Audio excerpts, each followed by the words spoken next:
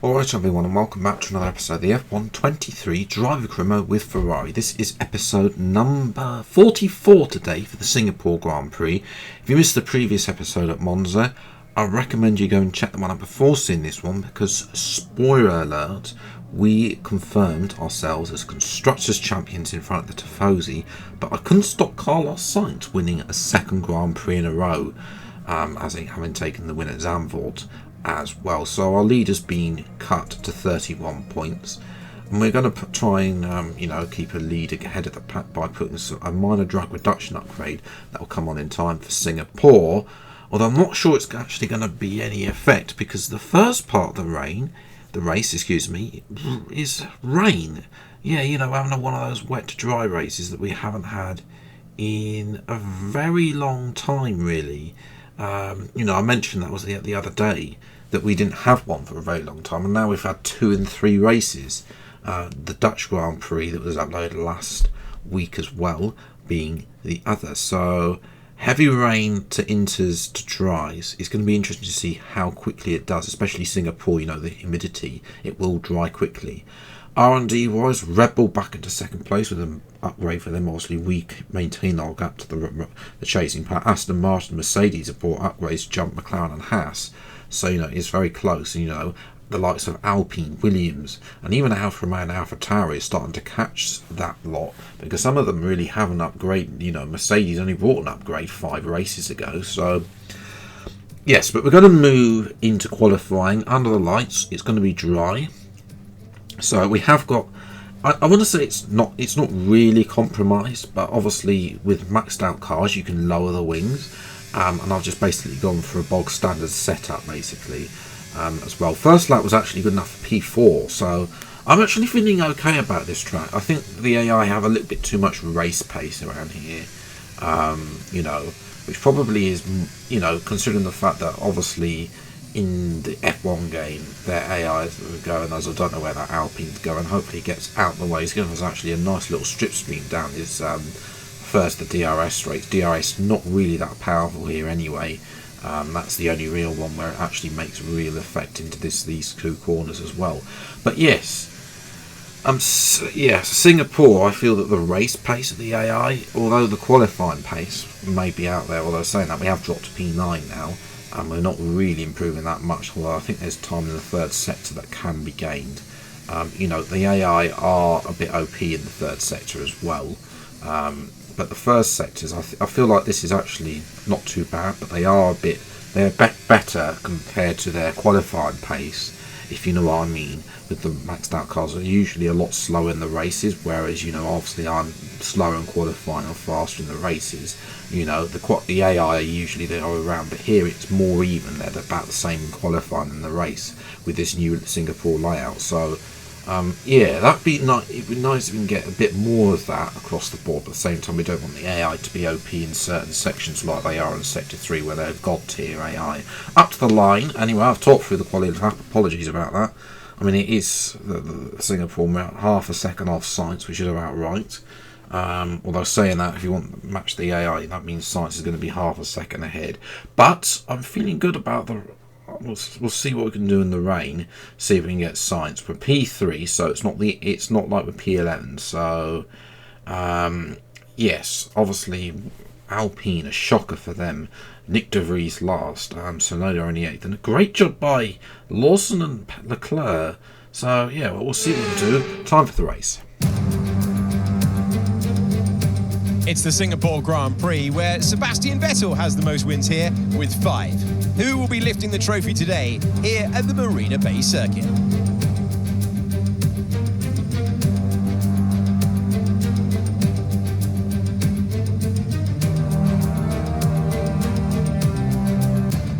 It's time to take a look at our starting grid for today's race. It's Carlos Sainz in pole position, and Lando Norris lines up alongside. Looking down the rest of the grid, we have Phoenix, Perez, Leclerc, Sonoda, Verstappen, Liam Lawson, Joe, Hulkenberg, Albon, Oscar Piastri, Gasly, Russell, Stroll, Ocon, Magnussen, Sargent, De Vries, and Valtteri Bottas begins the race from the back of the grid. It's almost time for the lights to go out, so let's head down to the track where preparations are underway. And joining me again for the race today, Natalie Pinkham. Let's talk about Phoenix. What do you make of their performance so far this season? It's been a really solid year so far. There have been some incredible standout performances. But what's really impressed me has been the consistency. With this kind of form, I'm expecting another good race today. So we're down on the grid. Race strategy, it's probably a two-stop from wets to inters to dries. So, yes. 5 lights then for the Singapore Grand Prix, and after a bit of a hold, please, thank you, and away we go. So another poor start for Sainz. He really needs to work on those starts. Norris takes the lead. We're going to be around the outside. Can we get it? Yes, we can. We're having a look at Norris around the outside on turn 2. Nothing doing there. So Norris takes the lead, from Sainz. But somebody who had a worse start than Sainz is Charles Leclerc. He was up in P5 because of some grid penalties, and he had a shocking start. A boat would move faster than Leclerc did off the line there. Dreadful start, and he's battling an Alpine. He's outside the points already. So Leclerc's got it all to do if he wants to get more points. The Alpha has improved, but I'm not sure it's that much of an improvement as well. Again, though, these conditions are tricky as we're going off circuit, left, right, and centre. Just trying to get past Norris, because Norris is slow, and especially in these slower speed corners, I feel like I've got a bit more downforce than him as well, and especially for sector 1. But lap 4 already. Only lap 4, Max Verstappen and a few others are coming in for the intermediates. Verstappen was like P5, so it's a bit of a risk. There's a Haas, I think that's also Lawson in the Alpha. We're going to come in the end. Marcus called us in actually, come in the end of lap 4, but I saw that and thought, right, I'm thinking coming in, we're doing a box opposite of Norris. It does look dry, the puddles aren't there, so we're going to come in. Norris continues on, Sainz continues on, Tsunoda continues on as well. Perez is in, I presume. Red Bull, if this is right for Inters, where's Verstappen? That depends. Is he set the fastest lap? I don't think he's come round yet. Russell, interesting that Russell's not in either. Just saw him flash through there. Not sure what they're doing at Mercedes, but I don't think it's time yet. Where is Verstappen? He was the first of the higher run of the Inters, and he's not really anywhere to be seen. I hope this isn't a little bit too early as well. There he is, Verstappen. He comes around the outside of his teammate. So Verstappen is up to P13, but we've got a comfortable cushion to those two as well. The lap later, though, Sainz is, he's coming out the pits, and it was the right call to go to Inters because Sainz is now behind both Red Bulls, along with Tsunoda. Lawson there, just tucking in behind Tsunoda there. But out in front, Norris is still going, as is Albon, I guess, in a lowly car. But both Mercedes yet to stop. What are Mercedes thinking of? Yeah, not great. And by the time Norris does pit, the following lap, to intermediates, it is too late. Because he has lost out to me, he's lost out to both Red Bulls, and he's lost out to Sainz. So Norris is down to P5, and that's his chance of him getting a podium probably gone. Lawson is actually ahead of Tsunoda, as well. The two Haas cars are running in the top 10 as well, and there's an Alpine. So, yeah, this is the first, obviously, two. We are trying to run away. We know Sainz is probably going to try and get blast past Verstappen and Perez. You can start with Sergio Perez right now. Can he get past Perez? Perez goes defensive, but Sainz pulls the inside. Will Perez swoop to the outside? Doesn't really want to be on the racing line. It's a bit of slow, but Sainz is still not able to get past. So we move to lap 12. It's time for the dry tyres. And unlike everyone else, everyone was suggesting hard tyres.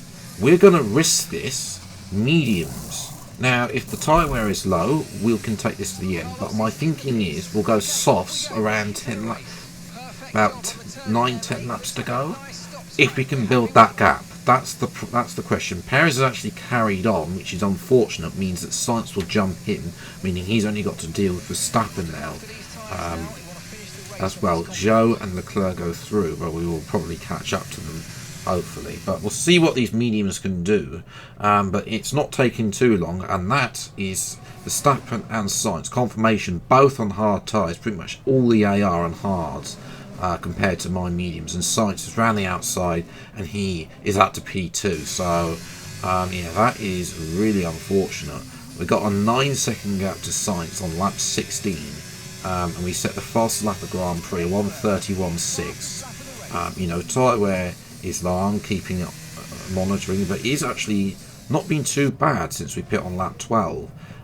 So yeah, we might be able to go to the end. We'll have to wait and see though. As well, Norris is having a look at Verstappen now. Can't quite get past them, the DRS zone, and that's a puff of smoke. No points for Norris again. So he is out. We move to lap 21, and at this point, the indicator says we're going to rejoin in P13.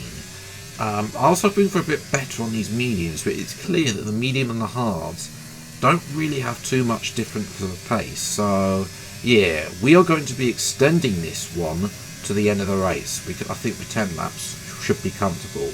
But now it's time though, on lap 22, for some team radio. Okay, so all of our tyre pressure data is currently reading 0. Assuming they still look inflated to you, we're going to guess that it's just a bad sensor. Shouldn't be anything to worry about. Okay, this is a new one for me. I've not seen this one before, but one of the tyre sensors have failed. That's a new one in the F1 game. Let me know if you've had that before. But yes, Sainz has cut the gap down to 6 seconds already, and it's only in, you know, so he is flying on those hard tyres. So I don't think we would have caught him on the softs. The softs would have gone off as well, and that's Bottas who spun it on the curb. He's going to reverse out the way to, I think that's De Vries who will go through, but they make contact and De Vries is stationary. Oh, and that's Magnussen who's just clattered into the back of De Vries. De Vries then just doesn't move out of the way. He should have just gone. Oh well, we're going to move to the last lap now. Sainz has pulled the gap down to 1.1. It sort of got in the middle where Sainz's tyres just really went up. Look at how the difference between the tyre wear between the front and the rears. That is insane. I don't think that is very realistic, but anyway. Yeah, Sainz is floating about. He won't have DRS down this straight, although he is within 1 second now. He wasn't with 1 second detection point, so we should be able to hold on now. The question is, Sainz is going to be faster through the first section. He's going to keep with me through this section. Again, I'm sliding about on the rears because those rears are screaming. They're done. They're done. You know, they're 50% worn. This hairpin is always very squirmish on the braking because you have to do extra braking. The braking assist is non-existent in that corner. Sainz has got DRS now. Will it have the AI have OP traction in this section? We've saved though on purpose ERS for this section. Sainz is 6/10 behind. Can he close him? We're going to weave to try and break the slipstream of any attempt for Sainz to be able to kill. He's closed in though. He's got that gap down to 4 seconds, but it's a good run through this final section. Sainz doesn't have the traction. It's back up to 6/10 through the final couple of corners, ladies and gentlemen. We have won the Singapore Grand Prix. Thank you very much. It's back to the top spec. I did not expect to win that, as Max Verstappen is awarded Driver of the Day. That's a spectacular victory then, and with it, the championship is secure. It's been a magnificent season, and they thoroughly deserve the cheers of the crowd here today.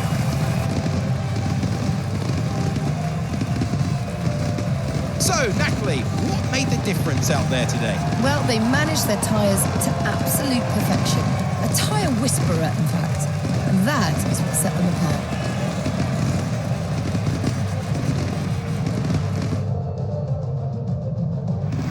Ferrari are at it again. An excellent performance at today's Grand Prix. And they're certainly a team that know what they're doing out there.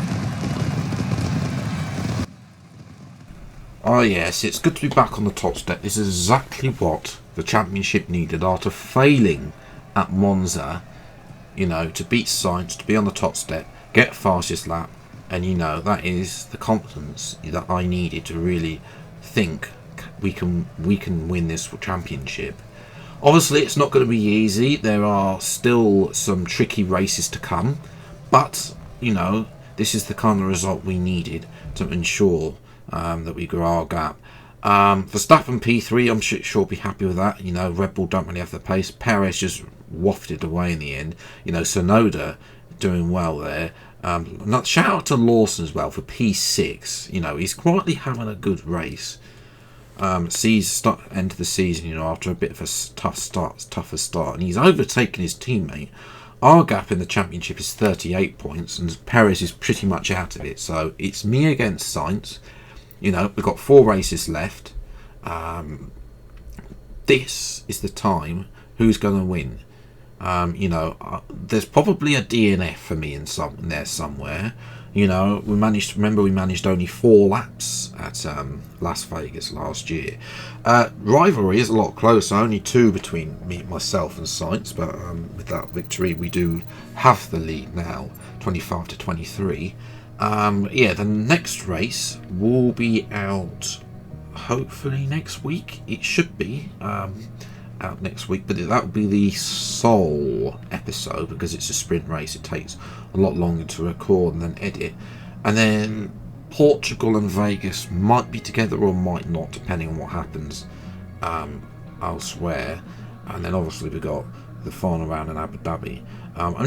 Portugal is, I don't want to say an unknown, but you know, you never know if you're going to be good, if you're going to have a good race or a bad race there. Vegas, we managed 4 laps there last season, as I said, and Abu Dhabi really wasn't fantastic as well. So this championship is not done, absolutely not.